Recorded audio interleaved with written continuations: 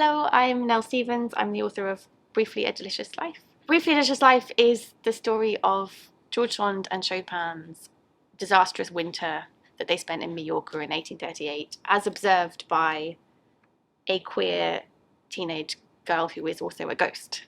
She's aged 14 and also several hundred years by the point that she observes Chopin and Sand arrive in the monastery that she has been haunting. I want to talk a bit about why I was drawn to writing historical fiction from a queer perspective. I'm someone who came out as queer to myself and to other people relatively late in life. I was well into my 30s by the time that I sort of stepped into that part of my identity. And so much of what has made that a joyful experience for me is the literature that surrounded it and the literature I've read. Even the literature I read as a teen that now kind of comes back to me, and I see all of the ways that it was really important to me. I've always been interested in historical fiction and in the 19th century in particular. And I find the invisibility of queer stories and the invisibility of queer people through history just unbelievably moving when I think about the lives of queer people who weren't able to live the lives that they wanted to live, and the invisibility then of their queerness, but also queer people who did live queer lives as fully as they were able to, and the invisibility of their stories.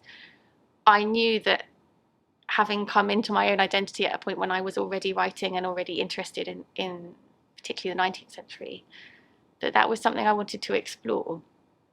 The narrator of my novel is this teenage girl called Blanca, who, when she was alive, identified as a straight person and has a relationship with a boy, and then in death discovers herself as a queer person, and she falls in love with women as a ghost. And that was a way for me of thinking through that invisibility, those stories that don't get seen or don't get told or even don't get lived, because of course Blanca didn't live a queer life, she lives a queer death.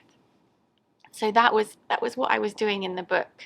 It definitely owes a lot to other queer authors, particularly Sarah Waters, who I read voraciously as a teen and still do, and who kind of taught me how to do this or how to think about this, so that by the time I came to do it myself, I had an author who was there sort of holding my hand, so to speak, but also someone like Ali Smith, for example, who, even when she's not writing historical fiction, there's a queer voice to her writing that I think I owe a lot to. And the voice of Blanca in Briefly, I realised after I'd written it, is a sister to the voice of the ghost in Hotel World, for example.